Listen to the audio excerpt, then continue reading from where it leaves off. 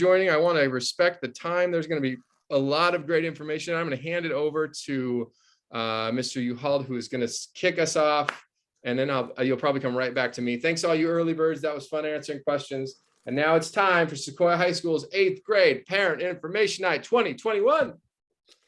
Welcome, everyone. As Mr. Priest said, thank you for joining us tonight. We have a couple of light informational sessions lined up for you. As Mr. Priest said, he's going to give an introduction. You'll meet Miss Kristen Stout, who is our instructional vice principal on campus. I'm also here. I'll be introducing some of our student panelists who are here to talk about a couple of things that they're involved with. We also have some parents on hand, parents of current Sequoia students who can answer things from a parent perspective. So we're going to give you a little bit of information and then really turn it over to our panelists, our students and our parents, to give some information, answer questions for you tonight. So let me go ahead and turn it back over to Mr. Priest, who will really get things going. Okay, muchas gracias. Thank you. Bienvenidos. Yo soy el director. I am the principal at Sequoia High School. My name is Sean Priest. I'm really happy to be here. I'm really happy to be the principal, and I love working at Sequoia. This is my 11th year working at Sequoia, my 8th year as principal. The first time I stepped on Sequoia's campus, I had a magical experience. That's back when I was a teacher many years ago. We got to go back to about 2004. I came to visit Sequoia. A student of mine was finishing the San Mateo County Sheriff's Explorers program, and I pulled up in my car and I parked in the front of Carrington Hall, and I got out and I saw this giant eucalyptus tree bursting with reflecting light off the dusk sun, and the buildings were glowing with that magic hour light. And I thought to myself, my goodness, is this a high school where kids get to go and people get to teach? What a special place. These are the luckiest people I can think of to work in education. And years later, I found myself working at Sequoia and becoming the principal. And I'll tell you, I pull into that same space just about every day. That's my spot, that same spot that I pulled into back in 2004. And I get out of my car and I look at Carrington Hall and that eucalyptus and Argo Tower and down the line at the front of our campus. And I have the same goosebumps that I had the first time. It hasn't slowed down even a bit for me. I was in an algebra class just 2 days ago, and I have, like a lot of you, an experience in algebra class that involves a lot of quadratic equations and cross multiplying and trying to figure out rise and run and slope intercepts and all that stuff that really was very specific to an algebra class. And certainly I don't associate with a lot of fun. I had more fun later on in math.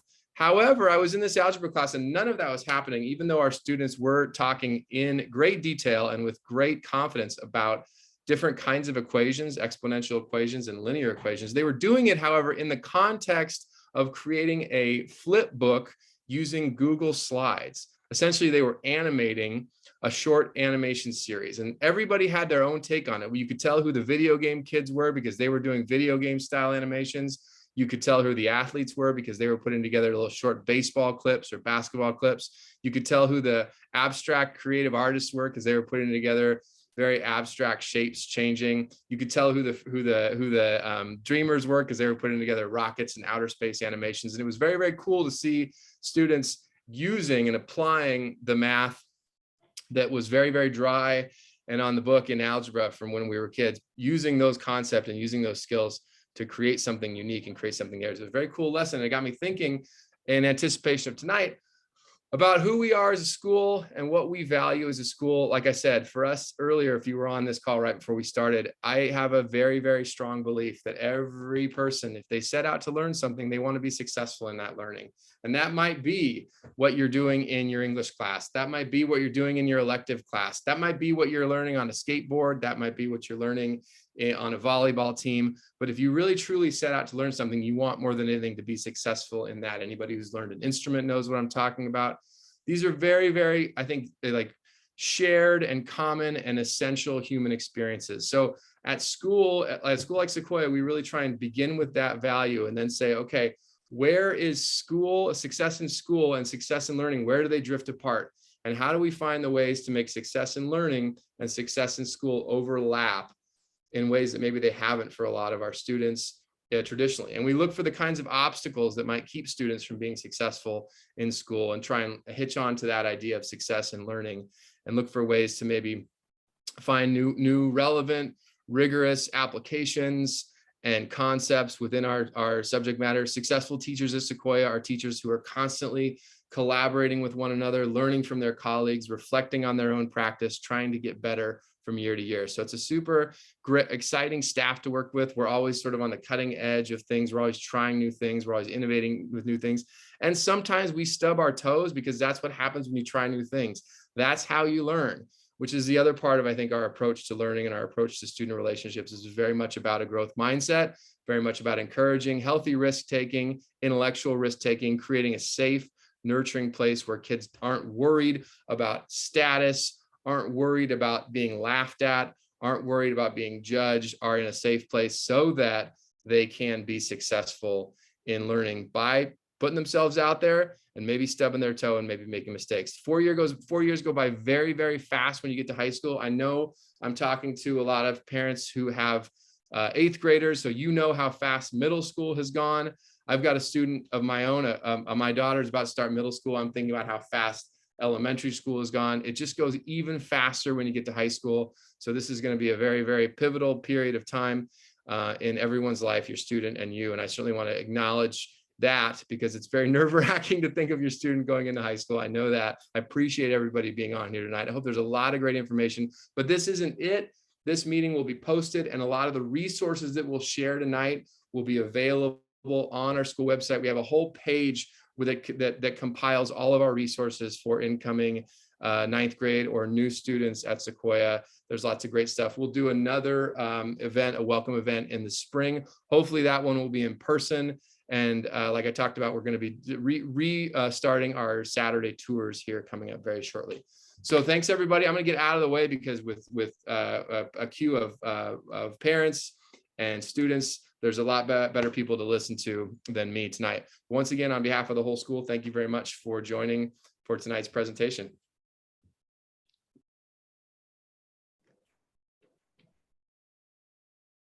I will follow and introduce myself. I'm Kristen Stout. I'm the instructional vice principal at Sequoia. There are 3 of us. We have 3 vice principals, myself, and 2 other administrative vice principals who oversee. One of them works with 9th and 10th graders, and one with 11th and 12th graders. I get to work with instruction. I work with the counseling department, with department chairs, work with the schedules for the 1,971 students that we have on campus, and really enjoy all the people that I get to work with. I see many people on this call who are familiar to me. I do live in the community, and I know I currently have an 8th grader, and I also have a child at Sequoia. So I have a parent hat as well as a vice principal hat. And I know some of you, if your older child is an 8th grader, it's amazing to think how fast it all went, as Mr. Priest said, in getting to this point, to high school.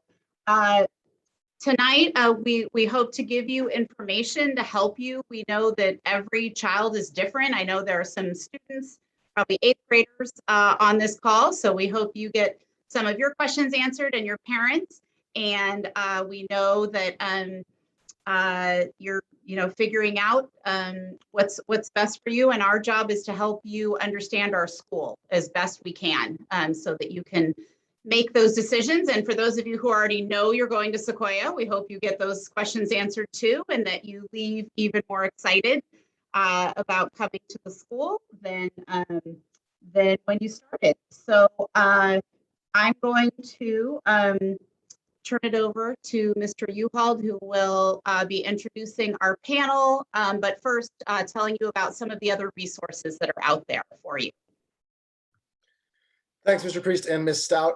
As Ms. Stout alluded to, I wanted to just introduce you really quickly to some of the resources that you can access. This is Sequoia's website, which probably looks familiar to you. Many of you have visited it in some capacity before, and there's on a scrolling banner, perfect timely 8th grade virtual information night, which you're all here. This website is a wealth of information. There's a lot on here, probably more than you'd ever need, but with that incredible amount of information, it means that it's sometimes difficult to kind of know where you're going or how to find the right spot. So I wanted to direct your attention to this main navigation part right here in the center with all of these different drop downs. First off, if you hover over department, you can find a bunch of the specific departments at Sequoia High School and maybe find more information about something that you wanted to know about, the English department, Health Careers Academy. Like that. Then here, the fourth tab right in the center, parents and community. This is kind of an important thing that I wanted to tell you about. If you hover over parents and community and then scroll down to about the third thing here, there's an incoming ninth graders and new students option that you can select. And if you hover over that, it opens a few more options here, an apparel site, and then an 8th grade info night. So that is connected to what we're actually doing right now. If you click on that, it's going to take you to a page that looks like this. We actually built this on-demand 8th grade information night presentation for people to access last year. And our goal was to just continue updating it with the most updated information. So we're constantly going to be adding in new videos and new information as things change here at Sequoia. So I did want to say that if you can download this or you can just interact with it right on the website. If you click here to begin, it's going to take you to a sort of a complicated looking page that looks like this. But this is a labor of love that I put together that allows you to just sort of on demand visit the things that you want to find out about. So again, you could click on this and just hear me talking in the middle. You could click here to get remarks from Principal Priest. You can hear those remarks in Spanish, kind of by cycling through those main navigation options. And then everything that you see on this page is clickable to find out more information. So if you wanted to find out information on athletics, all you do is take your mouse, click over here on athletics, and you're going to hear some information that was presented in a shadow panel last year. If you clicked on dance, you wanted to find out about the dance program, same thing. You just click over here on dance. You're going to see our dance director, Miss Taylor White, giving just a little bit of information about dance. I'll show you 10 seconds of what that might look like. So much for joining me today. My name is Taylor White, and I am one of the dance teachers here at Sequoia High School. At Sequoia High School, we are super fortunate and we are able to teach 3 different levels of dance. We offer PE dance, intermediate, and advanced. I know that doesn't speak to everyone, but if you're a dance aficionado, you might want to check that out as well. Similarly, to find out more about the different departments, you can find out about the English department here from our department chair. You can find out about the math department and so on.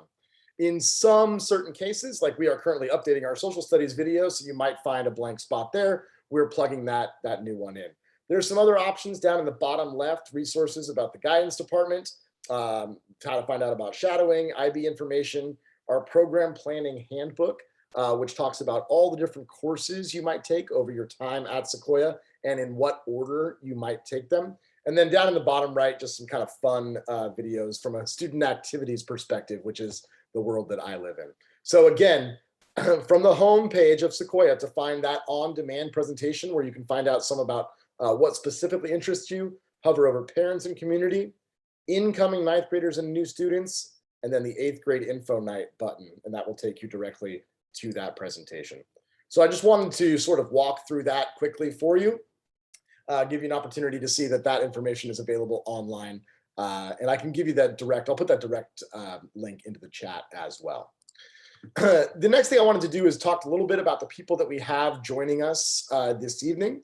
As I mentioned at the top, we have a few parents who are here. Some of them I think are even wearing double duty hats as 8th grade parents of incoming 9th graders and current Sequoia students. And then we have some current Sequoia students as well. I'd like to introduce those parents first. So parents, if I call on you, if you just want to sort of say hi and maybe give, kind of your very brief, what's your Sequoia story in a nutshell, that would be awesome. Elisa, do you want to go ahead and just start it off? Sure. Hi, my name is Elisa Niño Sears. I am actually on my off year where I don't technically have a Sequoia student. I have a son who graduated from Sequoia last June and is now off at college and really well prepared. So yay. And then I have an incoming 8th grader who is excited to start at Sequoia next fall. I am a volunteer with the Sequoia High School Ed Foundation, focusing my work on the Family Center, and I'm really excited to tell you about that if that comes up. And I also work part-time for Sequoia, coordinating volunteers and developing programs in a bunch of different areas. So it's really nice to be here tonight, and if anyone needs assistance in Spanish, feel free to message me in the chat. Awesome. Thank you, Elisa. And Jessica Rosenberg. Hi there, my name is Jessica. I have a junior at Sequoia right now. Her name is Becca. She is one of Mr. Uhald's students in the ASB leadership world. And that's my only child I have at Sequoia. We have another child who's an 8th grader.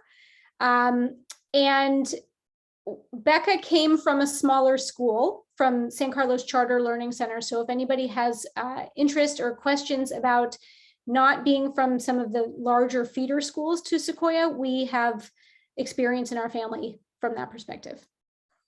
Awesome. Thank you, Jessica. And I believe Karen Gebhardt as well.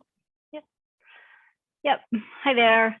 My name is Karen Gebhardt. I have a junior also at Sequoia. Her name is Natalie. We came from Central Middle School in San Carlos. I also have an incoming, or not an incoming, I have an 8th grader looking at a few schools in the area. I'd be happy to answer any questions that you guys have. Natalie is doing cross country and track at Sequoia and is challenged at school and loves it a lot. Awesome. Thank you, Karen. So thank you all to Elisa, Jessica, and Karen. As I mentioned, they are going to be here tonight just to answer things from a parent perspective. So parents, as questions pop up, they will be the experts on hand this evening.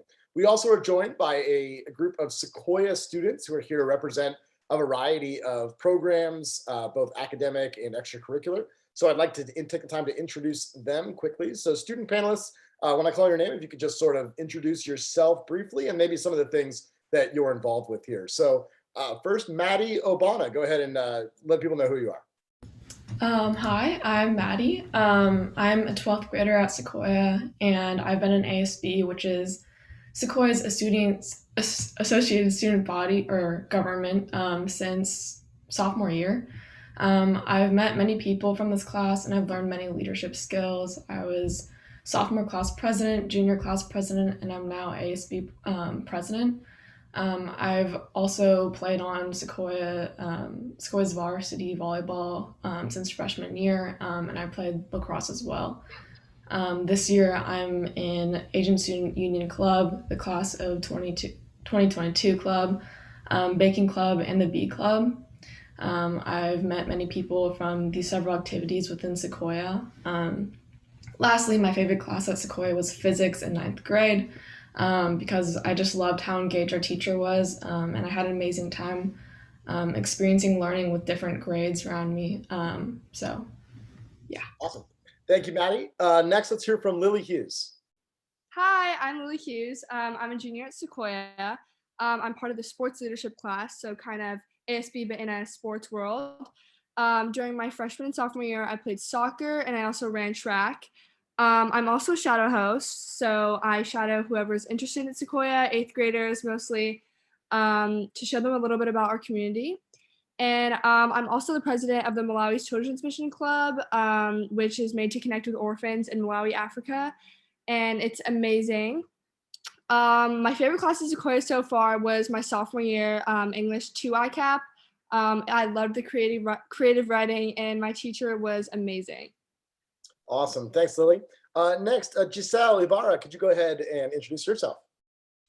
Yeah, hi, my name is Giselle. I'm a 12th grader at Sequoia, and I've been involved in AVID all 4 years, which is a class that helps prepare a lot of first-generation students for applying to college. And this year, I'm the president of our Dream Club, which is a club that advocates for undocumented immigrants. And I'm also the vice president of Key Club, which is a community service club. And I'm also an IB diploma candidate. And yeah, my favorite class at Sequoia was ICAP Modern European History sophomore year, because my teacher was really cool and I really liked his teaching style. It helped me retain a lot of the knowledge. Perfect. Thank you, Giselle. Next, Jack Lanham. Hi, my name is Jack Lanham. I'm an 11th grader here at Sequoia. I am the ASB vice president. I play baseball and water polo. Outside of Sequoia, I am part of YMSL, which is a volunteer organization. And my favorite class at the moment is ASB because I get to step out of a traditional learning environment and become a leader in my own community, which is awesome. Awesome. Thanks, Jack. Lily Santos. Hi, my name is Lily Santos. I'm an 11th grader here at Sequoia. I play softball with Sequoia, and I'm the president of Latino Student Union. Outside of Sequoia, I also play with my club team, and my favorite class is probably Avid because I really like the community. Awesome. Thanks, Lily. Nayeli Duran. Hi, my name is Nayeli Duran. I'm a 12th grader here at Sequoia. I'm also the president of the Gender and Sexuality Alliance. And in the GSA, we pretty much just aim to provide like a safe, supportive, and informative space for LGBTQ students and allies. I'm involved in Sequoia's IB Diploma program, and I'm also involved in like a variety of musical groups, some being Drumline and Sequoia's a cappella group, the Treble Clefs. And I've also had experience with piano and choir. My favorite class this year has probably been IB English, just because we've been examining cross-cultural global issues, and it's given me a lot of insight on societies kind of beyond what I've experienced. Awesome. Thank you so much, Nayeli. And then Anahita Mamarzadeh. Hi, my name is Anahita. I'm a senior at Sequoia. I'm involved in advanced dance at Sequoia and ASB, and I'm in a couple clubs like B Club, which is really fun. My favorite class at Sequoia is probably ASB because like Jack said, it's just a class that we get to have like a pretty different environment than the other ones. And I love getting to interact with like every single aspect of our school and all the communities. And one thing I do at Sequoia is like I lead a lot of communication stuff like social media, and I do that with Becca. And that is also really cool because we get to see all the different communities. Awesome. So we have these 7 student panelists and our 3 parents as well. And we definitely want to get to all of your questions and sort of dedicate a big chunk of tonight towards being able to answer them the best that we can. But I did ask these 7 student panelists to prepare just a very short statement about a program or an aspect of campus life that they are a little bit familiar with. And obviously there's no way that we could cover all of the different things that the 170 of you in attendance would want to hear about, but we tried to pick things that appeal to a broad range. And then if we don't talk about something that you wanted to hear about, it'll be an awesome opportunity during the question and answer period for you to address those. So if we could start out with, let's say, Jack, could you start it out first and just talk about a little bit about, you mentioned ASB class, so talk about ASB and student leadership and what that looks like at Sequoia. So thank you, Mr. Yold. At Sequoia, there's a huge leadership program run by Mr. Yold, and it is 3 different levels of classes. The first is leadership, which is for 9th graders, which is basically an introductory course to what, being a leader means. That is done through more lesson style learning along with, other experiential stuff. And then after that comes either ASB or sports leadership. ASB is a class focused on curating the student experience to the best of our ability. That is a 10th through 12th grade class only. Every day we go through an agenda about what's going on in the school, what we're in charge of, We more focus on things like dances and rallies and other activities that go on through the school, while sports leadership, which is another 10th through 12th grade class, which is another option after leadership, or just, whenever you want, really. That class is more sports focused, which Lily's actually a huge role in.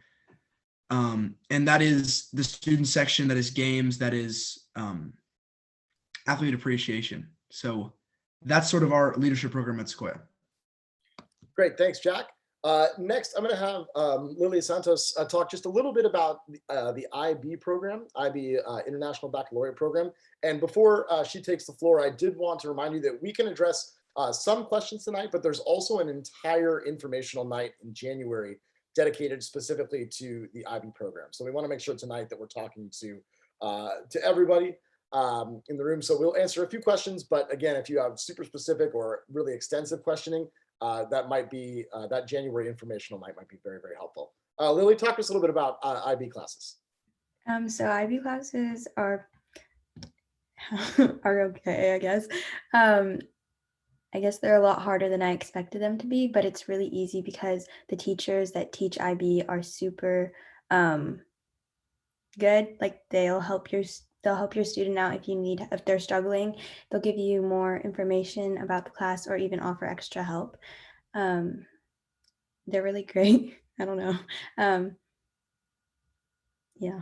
Okay, thanks, Lily. And you also might hear these two acronyms. So IB stands for International Baccalaureate. That's our version of an honors program. If you went to check out Menlo Atherton or Woodside or Carlmont, they would have AP courses or advanced placement courses. We don't offer AP, we have IB instead.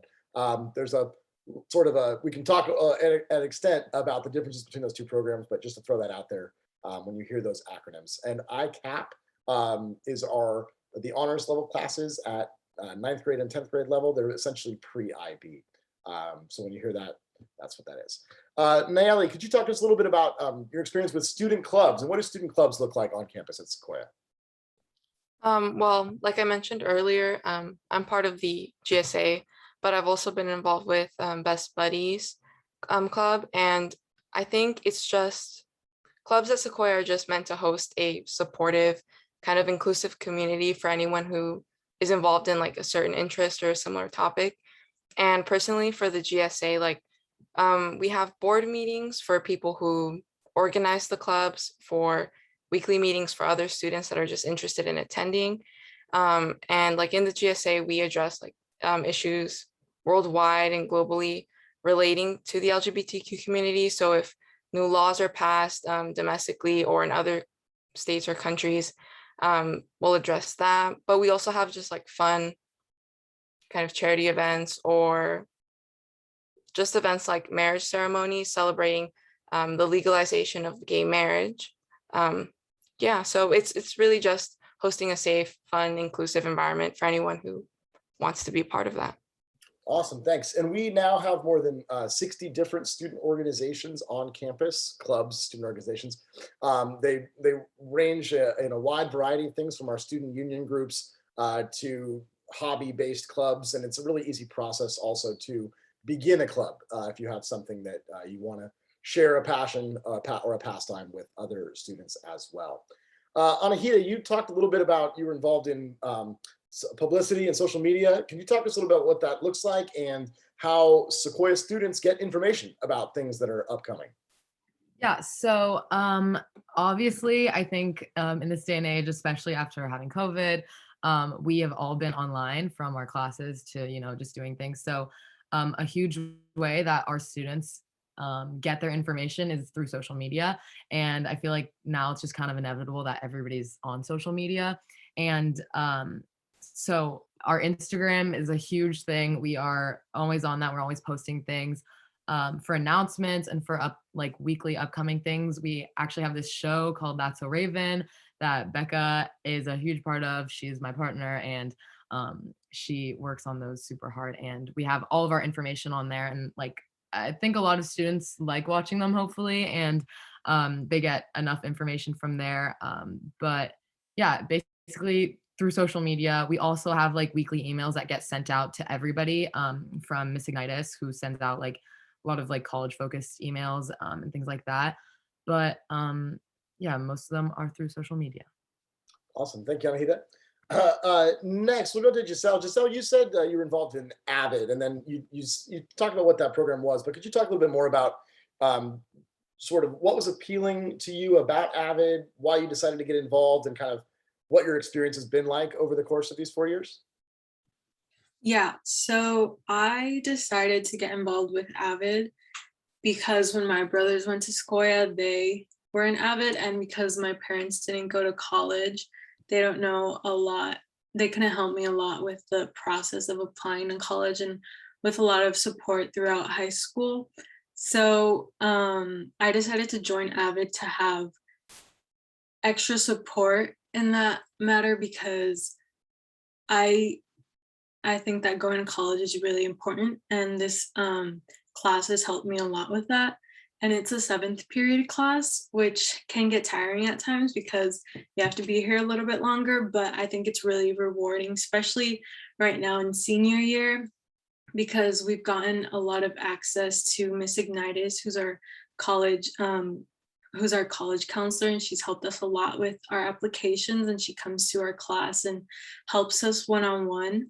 And it also provided me with like a really tight-knit community at Sequoia. And we call ourselves an AVID family because really that's what we are. Like there's an AVID class, 2 AVID classes per grade, and a lot of Fridays we come together, like all of the AVID classes, for an AVID Family Friday. And you just get to form a lot of connections with people from other grades. And it's really one of my favorite classes, and you're with the same class and the same teacher all 4 years if you're involved all 4 years. And so you become really close with people, and you also get a teacher that you can feel really comfortable talking to about anything and going to for support. That's great. Thank you, Giselle. Next, we'll go to Lily. Lily has a role as one of the co-presidents of our sports leadership class. So it's a class designed to support the athletic programs at Sequoia, and it's a relatively new class. It's in its 3rd year now, I believe. And we've invited or asked Lily to just talk briefly about what does sports look like at Sequoia. So Lily, talk to us about athletics. Yeah, so firstly, I love the sports leadership class. It's amazing. We focus on lots of football games, student section preps, decorations, stuff like that. I love being a part of it. It helps support lots of our athletes. So we have a huge variety of athletics for students. So we compete in the Peninsula Athletic League for most sports. We have 3 seasons of sports: fall, winter, and spring. So in fall, some of these sports include water polo, football, volleyball. In winter, we have soccer, wrestling, basketball, and then lastly in spring, we have track, lacrosse, baseball, softball, etc. Certain sports have optional summer workouts. You have to contact the coach for more information about that. Some sports don't, some sports do. And then some sports are cut sports, which means you have to try out. Usually tryouts go from 1 to 2 weeks to make finalizations of this team. Some sports are not cut sports. So that would include like football or cross country. Usually our sports practice 1 to 2 hours every day. We have games every week. Depends too. So it's important to note that before competing or trying out, you have to be cleared physically for eligibility. And in my experience at Sequoia with the sports program, I've loved it. I've met amazing new friends. I've connected with our community and competed for our school. And considering Sequoia Sports is a great option when you first come to Sequoia to get involved and meet new people. So yeah. Great, thanks, Lily. And then lastly, we wanted to ask Maddie. Maddie just talked to us sort of in general about now as a senior. She's been here 4 years. We're really proud of the community at Sequoia and what it means to be a member of that community, whether you're a staff member or a student. So I asked Maddie just to consider what it meant to be a Sequoia student. What does that mean to you? Maddie, go ahead. Being a student at Sequoia, to me at least, it means being in a community representing the term UNLE. And it's our school motto, meaning a place of friends. Sequoia's community is a welcoming and kind community of students. I remember very vividly and clearly when I was a shadow at Sequoia, and I was overwhelmed by the amount of people who came up to me and said hi to me and asked me how I was doing and actually talked to me about what they were learning. And it was honestly like what Sequoia's community that ultimately led me to the final decision of coming and being a student at Sequoia. So being a student at Sequoia, it means like having purple flags, contributing to our spirit at Sequoia, and showing your spirit every day or every Friday actually. It means filling up our student section at athletics events and supporting our athletes. It means listening and learning from our amazing teachers who help us exceed our expectations.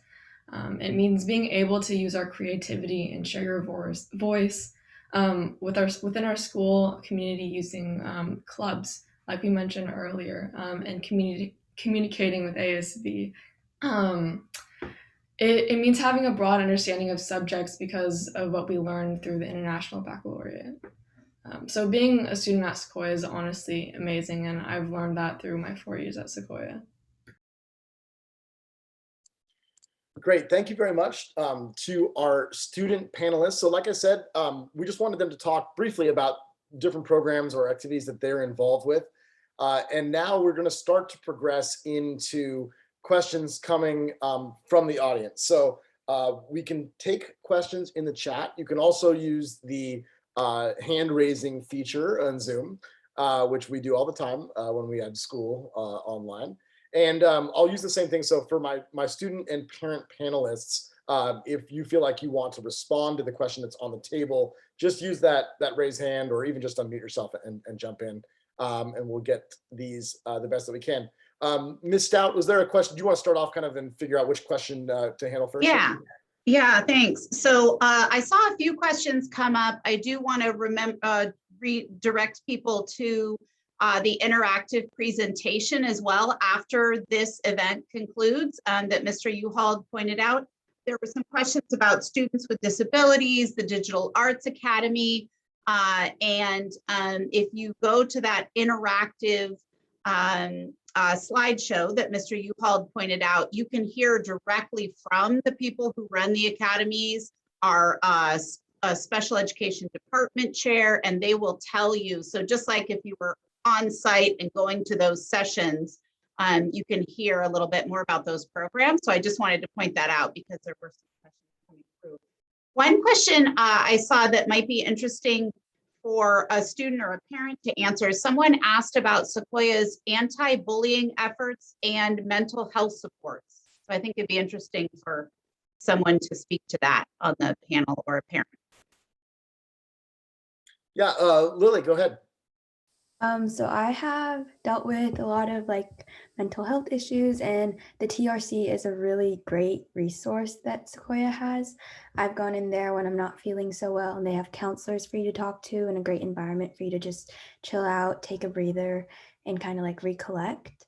And they'll also bring you in for like other meetings after you come in, stop by, check in on you, make sure you're still doing well, even after you have like a bad day. And they also offer other resources if your academics are really affecting your mental health. They'll bring you in, they can set you up with a mentor and have you kind of, get through it and make sure you're not alone.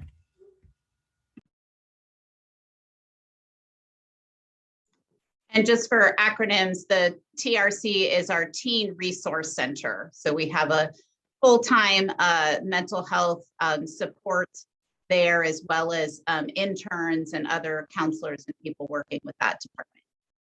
Perfect. And then Naomi, did you have wanted to add on to that? Yeah, just in terms of like mental health resources, I think for the GSA, for more like specialized help for queer youth, we also give out resources and point them in the direction of getting help from queer people that can understand their perspective and can lend a hand to them. That's great. Perfect. Any other students or parents have anything to add on to the topic of bullying and support from a mental health perspective? I can add that the Education Foundation is really working closely with the principal and all the staff to be responsive to increasing needs for the TRC. And so we're really delighted to be funding a second full-time position. We're in the process of looking for a therapist to fill that position. And so it's a real priority for our Education Foundation, and I'm really delighted about that. I can also say that I remember when my son was looking at colleges, one of the things that was at the top of his list was he wanted a place that was like Sequoia, that was academically rigorous, but that was down to earth and supportive, not competitive, but really more focused on collaboration and kindness. And I was really touched that that was a priority for him moving forward in college, because that's what he got used to at Sequoia. And I know I've been bringing my kids there for 10 years at various ages and stages, and have always felt incredibly safe there. Never hesitated for a moment with my kids or myself when on campus in terms of any sort of uncomfortable behavior. You know, normal teen behavior, that's for sure, but not any sort of persistent bullying.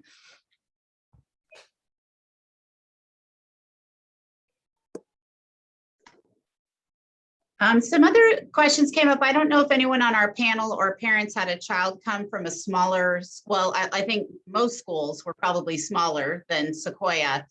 So someone had asked about what it was like transitioning from a smaller school to a larger school, if any of you can think back and think about that. That'd be great. Anahita? Yeah, so I went to a very small international school, which my grade had 30 people in. Like, genuinely, I came to Sequoia and did not know like anyone. I knew a couple people, I knew their faces because I lived in San Carlos. And I've never been more intimidated in my life, because it was a K-8. It was very small. I knew the people I was growing up with. And just from like shadowing, kind of like what Maddie said, it was like crazy, the like abundance of people that you'd see. Like, and still now, I mean, obviously COVID happened, so there's a lot of new grades, but still now, like, I will never see this, like I always see new faces. I don't know, it's crazy to me. But one thing, it's just, I think being in this specific community, like something about it had made that transition like so easy for me. Like, maybe it was the fact that I was in dance, or I was just really interested in, like, the friends I had were in leadership and they were really involved. But I think a huge thing is like, I think this goes for any school, but don't force finding your people, because it'll automatically happen. And even if sometimes it doesn't, and it's hard because either you feel lonely in like this huge group of people, Sequoia is just like a place where, like, in all your classes, your teachers will be there for you. The people around you will be there for you. There's always someone to talk to. Being in programs that you're interested, like, do not be afraid to like join programs that that you've never tried before, or that you are interested in, but you don't want to be judged or something like that. Because, for example, like being in dance for me is something that helped. And I've like found friends that I adore, and they are my favorite people ever. And like being in ASB as well. And so, especially at Sequoia, like, I don't know what it is. I don't have the answer, but there's something about like the people that surround you and are just so welcoming. So just don't be scared. And it is it's a tough process, and it takes a while to get used to, but it is a lot of fun and people are awesome. So embrace it. Yeah. Great. Thanks. Jessica, do you want to go next? Sure. I want to echo a lot of what Anahita just said, because I feel like a lot of it applies to our experience. The way to make a big school feel small is to find a niche that fits, but that isn't an easy task. So I would say that as a parent, I struggled to watch my child find that place for herself. It took a bit of time. COVID didn't help, but I think they will find their way. They will find a small group within a large community that feels like home. And when they find that place that feels like the place they can really be themselves, whether it's a club or a class or a dance group, whatever it might be, you can really see it in your child that it doesn't matter that they're swimming as a small fish in a sea of 2,000 kids. They've found a pocket that fits for them. Similarly, my child came from a small 36-person class at a smaller middle school or small K through 8. And it seemed very daunting at the beginning. Those seniors are really big on day one. And your freshmen will look really small and they will find their way. I was also extremely impressed with how the 9th grade teachers really did pay attention to every child in the room, especially I found in English and in history. My child felt seen and heard by her teachers, even in those first couple of months of deer in the headlights time. And I just want to commend the Sequoia staff for seeing those young kids come in, knowing that they need to be watched. They need to be not at all coddled, but definitely supported in those first months on campus. It went really well for us. Great, thank you, Jessica. And Maddie, why don't you go ahead and wrap this one up? I also came from a really small school. Like my whole grade was made up of 30 people, and just like Anahita said, like it was really scary. Anahita was actually literally my first friend that I met, because we went to a summer program at Sequoia, summer class, and it was scary going my first day because I knew no one. I probably knew one face, and I was going into seeing 30 people at school to like 500 people in my class is really scary. And just like giving like my experience, my first day, because I knew no one except for the fact that I went to volleyball, like summer tryouts. I knew like a few girls, so I stuck myself in that group. And like Anahita said, like don't force yourself into a group, because that group that I stuck myself into, I ended up moving away from them, and I created my own group with people that I love, and we all have the same interests. So I guess like my lesson learned from that is like going off of what Anahita said, don't stick yourself in a group because you'll find your way. And then I also just like hitting on Gail Bloomstorm's question. It's like a pretty big campus, but it's also like it makes sense. That was a really bad way of explaining it, but like the halls and like little areas are kind of like grouped into specific subjects. So like your freshman year, you'll probably learn which hall is your history hall, what is the math hall. And then going from your like sophomore, junior, and senior year, you'll just know like, oh, this is where my history class is going to be because I already know that's a history hall. So once you kind of like I think that after the first 2 weeks, like you'll have it down and you'll know. But yeah. Mr. Uhald, I can answer a couple questions that have come up that are a little bit more about registration or getting started. Someone asked about school choice. We do have something in Sequoia District called open enrollment. So if Sequoia is not your neighborhood school, but you would like to have your student or your student would like to go to Sequoia, you can participate in open enrollment, and that is active right now. So it's a good thing to get started on. And someone asked about switching schools. We look at how many students want to come in and out of different schools and then our capacity. So I think in the past few years, students haven't had trouble. Most students haven't had trouble switching over to Sequoia. We can take more than 2,000 students, and we have a little bit under 2,000 right now. So that hasn't been too much of an issue. But you do need to know that if you get Sequoia as your school, you need to be prepared to go there. So it's not like you're accepted and then you decide if you want to switch schools or from your neighborhood school, then you want to make sure that it's your first choice. And you can go on the district's website which I can put in the chat or someone can throw in the chat. And you can look up by your address what your boundaries are if you're not sure. It's a little confusing sometimes what the different district boundaries are. So that's for school choice. There was another good question about the longevity of administration and teachers. And since I do the hiring for most teachers at the school, I'm well aware of our retention, which is pretty great.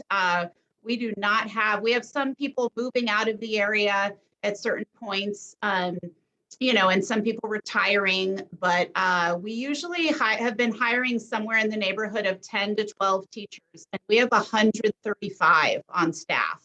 So the retention is pretty great. And then as far as administration, I'm the newest member of our team of 4, and I'm in my 5th year. So I think Mr. Priest said, yeah, he's been principal, I believe for 8 years. And then our other vice principals have been here for somewhere in the neighborhood of 6, 7 years as well. So we've had pretty stable staffing. So just wanted to address those two. And Mr. Uhald, Maddie went to that question I was going to go to next about the campus feeling big. Here's a good one. Is it difficult to choose your classes, and is there a lot of homework? Those are some good questions to throw out to the group. So 2 parts of that question for students. Number 1, the class selection process. Have you been able to get the classes that you wanted, or found instances when you weren't? And then as a separate question, homework load, either for you now in whatever year you are, and then maybe reflecting back to your 9th grade experience as well. Jax, go ahead and start it off. I'm not sure if this is just me, but I've never had trouble at all getting into a class I wanted to. The only trouble I did have was not having the prerequisites for one class and not being able to get into that. And that just took me, you know, a summer course, and I was ready to go. And regarding homework, freshman year definitely felt different than middle school. I would say that depending on where you went to middle school, it also might be easier. I came from North Star, and freshman year was definitely not academically as easy, but it was definitely workload, just the same as 8th grade, which I really enjoyed. Sophomore year started getting more. I was actually online, so I probably don't have the best perspective on that one, but junior year, man, that one took me by surprise. So I would say get ready for that. Freshman year, you know, and this is sort of going a little bit out of the realm of homework, but because you'll have less work, it's a great chance to start meeting people and doing extra stuff, and then building relationships. And then after that, you kind of have to hunker down. So, yeah. Great. Thanks, Jack. And then Nayeli, go ahead. So in terms of like choosing your classes, I have felt that all my classes every single year have just fallen into place, just like based on like what I valued, like in terms of, oh, do I prefer more statistics-based math class or analytical? It's like, it's very individual, like what you want to take and whether you want to do honors or not. But once you have that figured out, everything just really goes into like its own slot, and you're also like guided in your classes. I remember having like the college and career counselor, Miss Ignitis, come in and like guide us with a paper, and like where you just pretty much filled out the classes you wanted to take from the selection that there was. And even with like electives, it was just like what interests you and like what do you want to try out. And I know that there's some courses that are like more impacted, so like piano or guitar, like if you choose to do those, I know a lot of students want to do that. So that's more on like a rolling basis, I think, of like who turns in what they want to do earlier, you know, they usually get it. Or if like they've already taken the class, maybe there's a priority given to like students who want to take the class and haven't had the experience yet.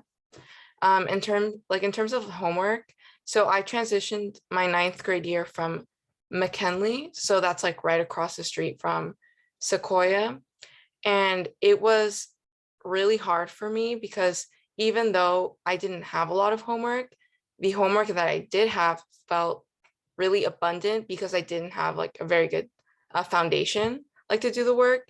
And I think that was a very like individual kind of challenge I faced. And then thinking of like my junior and senior year where I've been doing the IB diploma, I think the workload has been really abundant. Not that it's been hard. It's challenging because it is IB and you're growing and you have that international like mindset, but the work is abundant and you just have to really work on time management and prioritize what is next. The other thing, just to interject, this is really good insight, quickly about the schedule, is that as a ninth grader, you're a little bit limited in the amount of choice that you have. Your schedule is sort of prescribed already. You'll have your math class, which will be the next in sequence for whatever math you've taken so far. You'll have your English class, your social studies class, your PE class, your world language, and your science class. So that's 6 classes, and the 6-class schedule is sort of a full schedule already. We do have a 7-period day at Sequoia. Many of our students have 6 classes. As a ninth grader, you do have the option to opt into one of our elective classes and take it as a 7th class. So that might be something like band or leadership or students. Throw out some more. What am I forget? What are the other electives as you could take as ninth graders? Avid, exactly. Avid is an excellent example. So if you opt into one of those 7th classes, you won't be given a 7th class without specifically requesting it, but that would be it. Then you go to 10th grade and some of the options begin to open up a little bit more, some of the choice. Yeah, and our program planning handbook has a whole page that lists what we call the allowable 7th periods or 7th class. Our new program planning handbook for the following year will come out in January, and we're changing the name. It's going to be called a course catalog, like what you would see in college. So we're shifting over, but it has quite a bit of information. 2 other questions, Mr. Uhal, that came up that I can address. One was about changing electives at the beginning of the year, which just makes my heart rate increase as someone who's trying to fill all the classes that everyone wants. So what we do is our counselors in the spring, and this includes, for 8th graders next spring, they spend a great deal of time talking about our electives as well as our other classes, having students sign up. And so we really ask students to make a commitment by May as far as what they want to take. There are some allowances for changes in the beginning of the year, depending on our master schedule. One of the great things about our master schedule is we're able to offer a variety of classes, many, many classes, but some of those are only offered, let's say, 3rd period or 4th and 5th period. So when you start trying to change people's schedules, the whole thing starts to unravel. So we do ask people to make a commitment. And quite often when we tell students to try something for a couple weeks, then they don't want to change. That could be the case with a core course or with a teacher. All of a sudden they're attached now and they want to keep it. The other question that came up that I can address is with 504s. If students have 504s, because we are a different district, we're a high school district, so families are welcome to bring those 504s to the high school. We have a wonderful intervention counselor named Mickey Kristerna, and she oversees all of our 504 plans. And in the fall, she will meet with new 9th graders and families and talk about, sometimes the accommodations might change or might be different ones might be appropriate, or there are just changes that happen in high school. So she will meet with families and talk about those 504 plans. So that's a little bit about how that works. And you're welcome to send them directly to her. If your child, someone asks, how do you get a 504 plan? I would say meeting with Ms. Kristerna, and you're welcome to contact her now if you have questions for next year. That's totally fine. And now I think I've lost track of all the wonderful questions coming in. Does a parent want to address college counseling, what that looks like at Sequoia? Would someone like to address that one?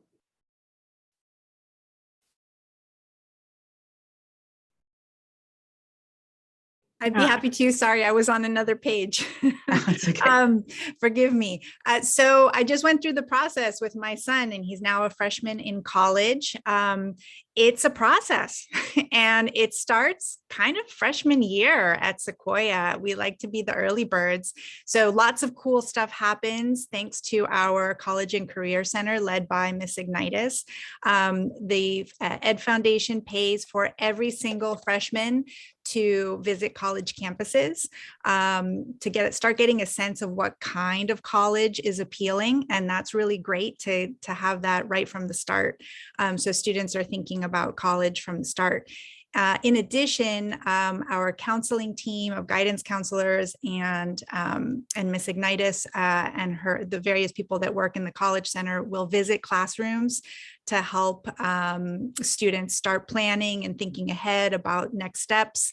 The College Center hosts visiting colleges, college representatives, so students can attend those sessions and get a sense of what's out there. There's amazing information on the College Center newsletter to help parents and walk you through that, as well as several college information nights throughout the sort of 4 years. So you will be walked through it because it's a lot. And then certainly junior and senior year, the College Center works very closely with students and their guidance counselors to help them through that process, because there are a lot of I's to dot and T's to cross. And then I also wanted to mention that our College Center has a college club that meets outside of school hours, usually at lunch or after school, where students can go and get help in kind of a group format to work on different things, fill out FAFSA forms, get help with essays. And then another thing is that our College Center offers a short summer program for our rising seniors. So it's usually like a week long or a couple days at the beginning of the summer before senior year, a couple of days towards the end of the summer before senior year. And that's when they really drill down on some of the most critical steps for applications to college. So there's a lot that happens there, and you will be invited to college nights to help walk you through that program. Did I answer the question, Mr. Uhaldi? Yeah, I believe so. Okay.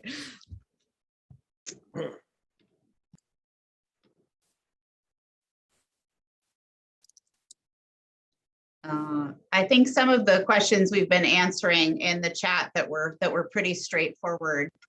I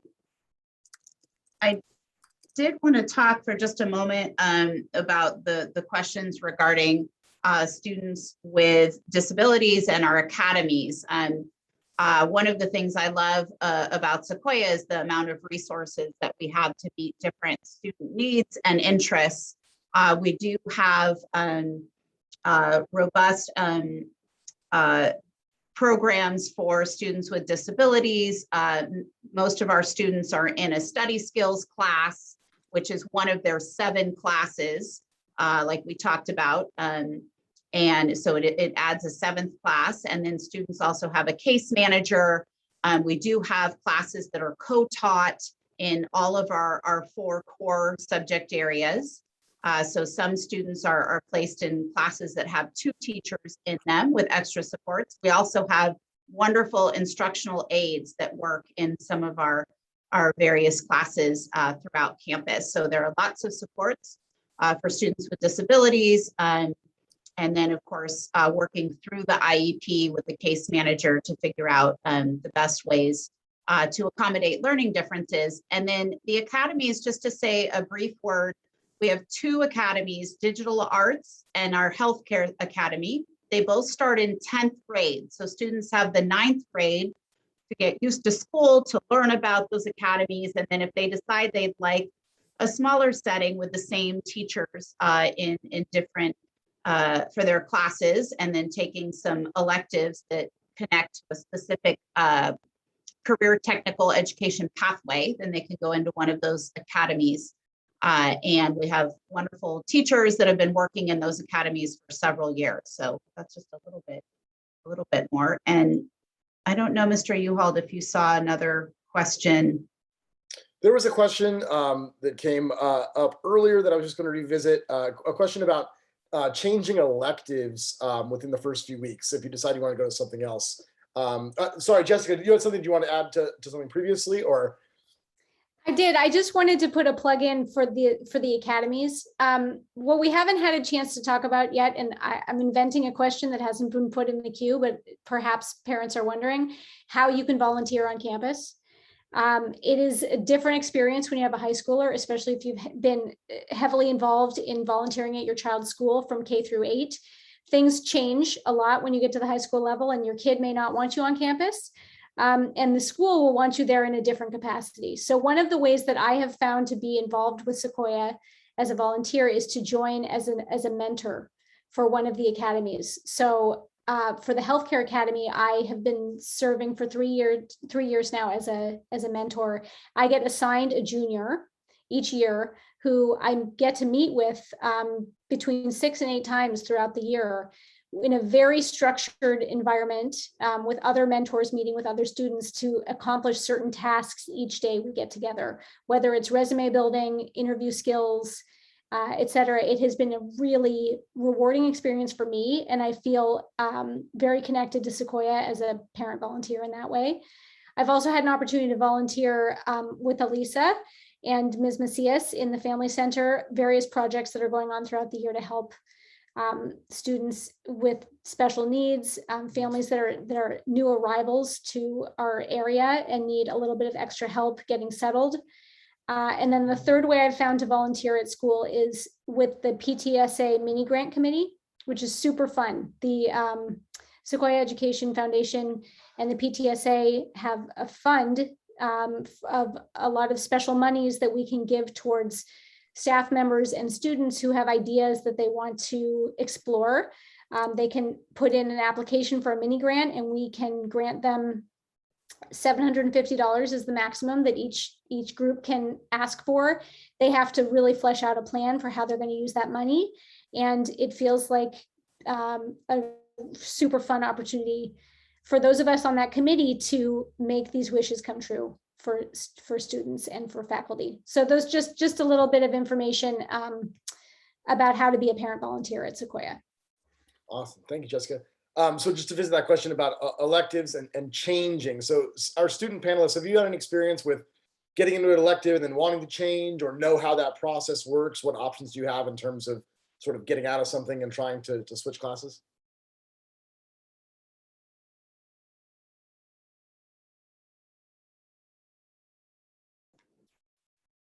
I'm sorry, was that?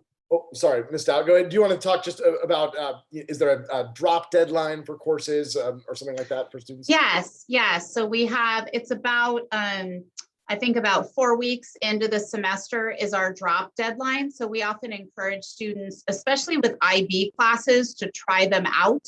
And then if that's not appropriate and they need to move, to say from IB history to US history, college prep, right? That's fine, that can happen. Later in the semester, students do have to withdraw, and then that goes on their transcript with a withdraw pass or withdraw fail. So as you get into high school, everything gets a little bit more formalized in terms of the transcript. But our counselors are really great at working with students when different needs arise that are unexpected, right? And we roll with that and help people out. But about 4 weeks into the semester, yeah, you want your classes set. That's the ideal. And I apologize, I was looking at the chat and helping.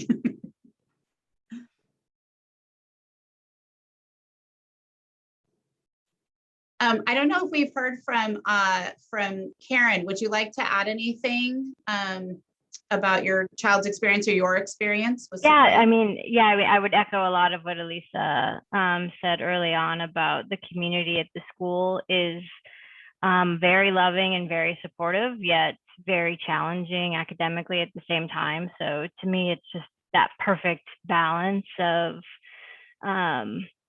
like I said, a challenging environment, but in a very loving way. It's one of the things I love most about the school. I can ask a question if I could. I have a lot of 8th grade peer parents who always ask me what the average class size is at Sequoia. I think they have an impression that it's like 100 kids in history. And I don't think that's what it is, but I don't know what it is. So I thought I'd ask either you or Corey to answer that question. Yeah, we have a range of class sizes. We try very hard to keep our 9th and 10th grade classes a little bit smaller, especially in the core classes. And we're fortunate to have our foundation fund additional sections that we use, especially in the 9th grade and 10th grade.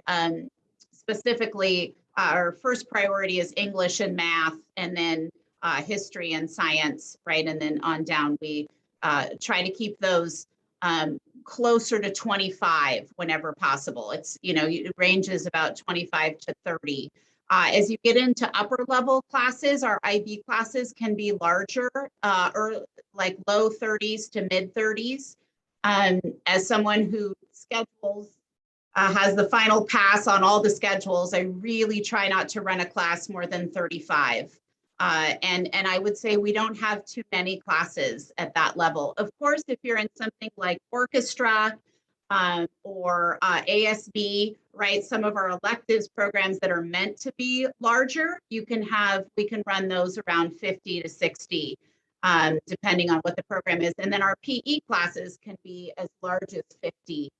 Although some of them are closer to 40, and those are different class size caps than we have for other classes. But typically, if we're under 30, I'm really happy. Sometimes we're in the low 30s, but that's about where we land. The next thing I was hoping to talk about quickly, just because it is it's sort of fundamental to Sequoia, is this idea of a block schedule. And I think that some of you might be familiar with the concept, and it might be new to some of you as well. So Sequoia is in session for 5 days. Amazing. Monday through Friday. And we have Wednesdays, we use as an all period day. So students go to all their classes and then have a slightly earlier release period, or early release that day. And then the afternoon is used for staff meetings, collaboration, things like that. Monday, Tuesday, Thursday, and Friday, the other 4 days, are block days. We call Mondays and Thursdays A days, meaning that students attend their odd numbered classes, 1, 3, 5, and 7. And on B days, Tuesdays and Fridays now, students attend their even numbered classes, 2, 4, 6, and 7. I did say 7 on both days. That's because we do have a 7-period day. We have some classes on campus like AVID, like some of our advanced language classes, like our most advanced dance class, that are fundamentally built to meet every day. And so when Sequoia went to a block schedule several years ago, we were faced with that issue. What do we do with those classes that need to meet every day? And so we created that 7th period. So those classes, 7th period, meets for a much shorter time, 50 minutes, and meets at the end of every school day. The blocks are long sessions. They are 100 minutes long currently, an hour and 40 minutes. And so I always like to check in with my students and just sort of get some feedback on whether or not it was culture shock. Was it difficult to get used to? What do you think about it now that you've gone through it for a little bit? So thinking about block scheduling as 80% of the school days at Sequoia, what do you think of it? Jack, start it off for us. So definitely a hard transition coming into Sequoia, going from 45, 50-minute classes to 100-minute classes. In the beginning, it's going to feel long. You're going to get tired. You're going to get bored with the class. That happens. Eventually, you won't be able to learn any other way. I mean, Wednesdays are really hard. They're almost like harder for us because the classes are short and we feel like, oh my gosh, how are we going to fit all this into one time? And it's not usually a cram. It's more of we won't cover as much today, but I really couldn't imagine not having block periods now because there's just so much space for us to cover a lot of things. And, as you get older and as you get more used to it, the block schedule just becomes the only way to learn. Perfect. Thanks, Jack. Giselle? Yeah, I agree with Jack. I think they're really helpful, especially right now for me.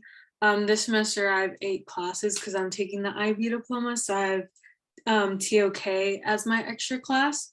And I think it's really helpful because you don't have to focus on all of your classes at once, and it's like easier to focus on one specific subject for a longer period of time rather than a bunch of different subjects for shorter periods of time. And you also get more time to do homework because your classes don't meet every day. So you usually have like an extra day to complete all of your assignments. And yeah, I just think it's like really helpful, and it helps make school a lot less overwhelming. Awesome. Thanks, Giselle. Maley? I also wanted to like speak about flex time. If someone else could like say when it happens in the month, but I know that when we do have flex time, it's Thursdays and Fridays, right before lunch and right after fourth period. And it's like a 40-minute time slot dedicated to like students going to a class where they need to make up work, do retakes, just do anything like that, or even just do homework. And for me, like on top of just having block periods that are really great, I think having those flex periods have just been really helpful, especially my senior year. It's like because I'm also doing like the IB diploma, I just have no time like outside of school to really even like do college applications. It's really hard to fit in the time to write supplementals, submit FAFSA, do like CCS profile with like College Board, and just having like extra 40 minutes, even though it's just like 40 minutes, like that makes a whole difference. I know I was able to like submit my FAFSA really early into October, apply to a few colleges, study for, history exams, just do all that stuff. And that's been really great.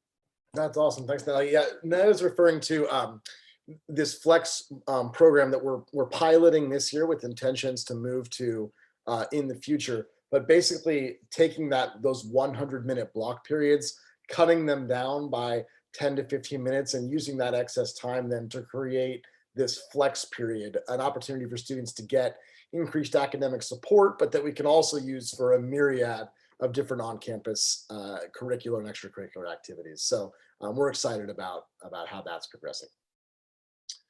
There was a question also about science and hands-on opportunities in science. Can anyone talk about their experience with science classes?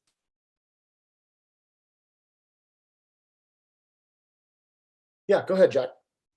I actually have a great story for this. My freshman year, I was in Mr. West's physics class, which I think Anahita talked about earlier. And I'm a baseball player, so I like to throw things.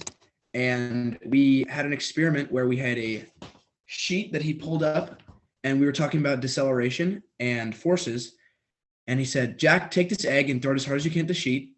So I did it, didn't break the egg, but it gave me a good hands-on example of why, about force distribution and about deceleration and things like that. And that's always kind of stuck with me, is that memory. So that's a super hands-on thing we did in science. And then I was on Zoom last year, but in our chemistry class, I heard in years prior, one of our teachers did loads of things that kept students engaged. So if anyone has memories of Mr. Tonto's class, please share. Great, thanks. Giselle, go ahead and go next. Yeah, so I took chemistry my sophomore year with Mr. Tonto, and we did do a lot of pretty cool experiments. I didn't get to the coolest one that I heard he did because we went to online learning, but also if you take any IB science courses, like I'm in IB physics right now, we do get to design and run our own experiments for our IA, which is an internal assessment, which is an individual paper that you do and you design your own experiment. And it's really hands-on. And I think it's a really good opportunity to explore different ways that science goes with your different interests. Yeah. That's awesome. Thank you, Karen. Thanks, Giselle. Karen, go ahead. Yeah, a little bit less on hands-on, but more on group learning. The vast majority of my daughter's school day is group learning, group projects, group everything, which I think is great. And that was what she experienced in middle school as well. So it was a very easy transition for her to be learning in a very similar way in high school. as opposed to some other schools that may teach a little bit more traditionally, a little bit more lecture style with the students kind of listening and taking notes. It's one of the things that really appeals to me about Sequoia. Perfect. Thanks. Maddie. I was also in Jack's, or not Jack's class, but I also took physics with Mr. West, and we did a lot of experiments. Actually, in every class I've been in, I took physics and then AS Chem with Giselle, or like Giselle, and just like her, we didn't get to finish that year with Tonto or Mr. Tonto, so he didn't perform his like usual experiments that he did and that I was excited for in previous years that we've heard about. But I'm currently in IB Bio, which is a 2-year class, and we've actually last year, just accommodating to like distance learning, we did experiments at home. Like we would get supplies from Sequoia if you need them, or you can get them on your own. And we ran a green onion lab where we could see how much green onions grew. And it was actually really interesting. And then this year, just like Giselle also said, we have IAs. And so we get to conduct our own experiments. Like I'm using my, my volleyball team, and I was testing their blood glucose levels before and after we practice. So that's like, that is my IA. So you kind of get to utilize like the people around you, and also your teachers will definitely help you explain things more. Like if you need a visual example, like Mr. West, like physics was hard, but I actually did really well because he was always there to help me understand things and explain things more in depth when I needed it. So it's important to utilize your teachers and go out and ask them if you have a question. Like, no, I'm guessing like someone else in that class has that same question, so you're not going to sound like you're not smart. You're like, your teachers are there to help you and they want you to succeed. So always ask them questions. Great. Thanks, Maddie. We are inside of 10 minutes left in our scheduled window for this session. So I'm going to ask a final question of our student and parent panelists. If at 8 o'clock anyone else wants to stick around, I'll go ahead and stay. If you just want to ask questions of me, I'm happy to answer them to the best of my ability. And as I always say in these types of sessions, I can't promise that I will have the answers, but I will help you figure out who does have them so we can track those down for you. In closing, for all of our student and parent panelists, I was wondering if you could just answer this super, super cliche question that I always want to hear from with you. What are those words of wisdom? What are those important things, those messages that you would want an incoming 9th grader to know as they sort of sit here on the threshold of this next chapter of their lives? And parents, from a parent perspective, what would you tell parents of current 8th graders, soon to be 9th graders, as they enter the Sequoia High School community? So Anahita, could you go ahead and start it off? What would you tell somebody who's entering high school? I just tell them to, like, I don't know if this will make any sense, but just like let go and don't I don't know, just don't worry too much, because that's just gonna make everything worse. You just have to trust the people around you and trust that you're in an environment that's gonna be safe for you and for everybody else. And just stay calm, even if it's really hard to, I understand, but that's the only way that I think you can get through it. So yeah. Thanks, Anahita. Lily, go ahead, go next. Which one? Me? Yeah. Okay. I would say definitely try to get involved and focus a lot on your interests. And lastly, try to get like a sense of time management, because that will really help you with workloads. Definitely as you're going, like as you're transitioning from like main course classes to IB classes. Great, thanks. We're gonna go crazy and intermix students and parents. Karen, do you have anything to say in closing? Yeah, I mean, for me, what I've learned, especially over the past couple of years, is the tone at the top that sets the tone of the school. And, you know, between the staff that we have on the call and Mr.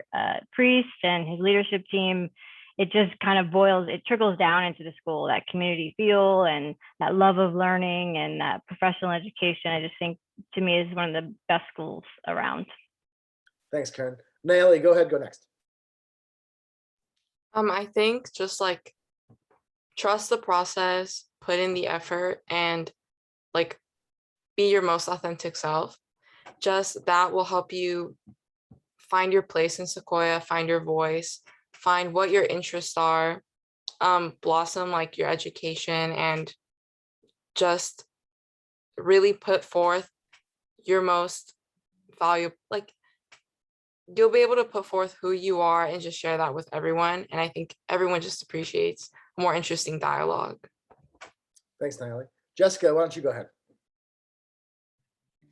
Sure. I just want to say that the community thing that we keep talking about here is real. It's a feeling that I don't think a lot of other high schools have in the same way that Sequoia does. There is a feeling of belonging for the parents and for the kids in the school that I think you should feel lucky to join. It's a really special environment. I'd say stay interested as a parent.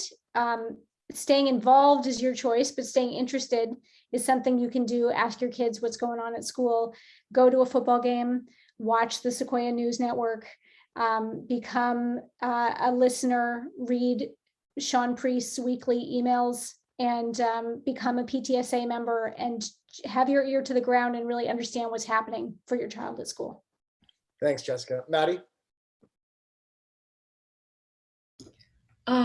I think just like Lily said, it's really, I think you should definitely go follow your interests and find a club or like an athletic program or just like a program in general. Just go find something you're interested in, and it'll help you find your place.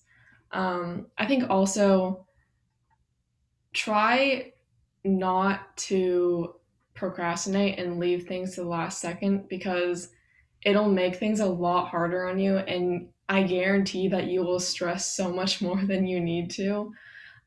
So I guess for parents, just like make sure you're there for your kids and that you are supportive, and maybe not hounding down on if they are not getting the best grades, but maybe saying, oh, how can I help you? Do you need me to help you study? Like last year, I found myself a study buddy, and I started understanding and learning the concepts and topics a lot better. So I think just being there for your kids is really important. Awesome. Thanks, Maddie. Giselle, go ahead. Yeah, I would say get involved and step out of your comfort zone, because high school is a really good time to do that. And also, like, to your best of your abilities, stay focused on your studies and try not to fall too behind, because it really pays off like in the long run when you start applying to college. And it also just helps you like overall throughout high school. Thanks, Giselle. Jack? Something that goes with freshman year is a lighter workload than any year after that. And I think you just got to take advantage of that. Everyone before me has been saying, get involved in clubs, do extracurriculars. I think it's so important. Play a fall sport. That did so much good for me, because I came into Sequoia a little shaky about, having friends, and I met all my friends in a fall sport, and, I'm doing great now. So I would just say, for freshman students, have fun with your friends after school. You're going to have less homework than you will every other year, and take advantage of that, because that is what's going to make you grow as a person. Thanks, Jack. Lisa? So much has been covered. I think what I would just add is that one of my favorite things about Sequoia is that Mr. Priest opens up at convocation with the students, encouraging them to not just pursue clubs and activities that are in their interests, but also stuff that they're not really sure about, or that maybe they potentially are terrible at. And my son took that to heart, and he went into cross country, and he was dead last in pretty much every single race in cross country. I can say this about him because he's not here, so I can embarrass him. But what it was really moving to me as a parent was to see him finishing that race, exhausted, kind of embarrassed, and have the entire cross country team, freshmen through seniors, cheering for him with all their might at the finish line. It didn't matter that he was coming in last. They were so happy for him and were super supportive. And that's exactly the kind of environment that I want for my kid, who's willing, a place that encourages you to go out there for something that's hard for you and helps you, help support you to do it anyway. So that's one of the things that I love about Sequoia, is that you can get involved in things that you're good at, and you can also get involved in things that you're just learning about, and that's okay. No one expects you to be perfect from day one. It's really, really fun, and it's a safe place to make mistakes and learn. Thank you so much, Elisa. As I mentioned, we're at the end of our allotted scheduled time. I am going to end the recording now. I will stick around as long as you guys want to talk about Sequoia, but I'm going to dismiss our panelists who have done an excellent job being here tonight. Students, parents, thank you so much for taking the time tonight to be here. And I will sort of make this the official end of the event. But like I said, I'll stick around as long as you promise not to say anything about the Warriors score, which I have on DVR and I'm going to watch after this session is done. Thank you all so much for taking the time to join us tonight. Like I said, I'll stick around, Ms. Stout and all our panelists. Thank you all. Have a great night. Take care. Thanks. Thank you. Thank you all.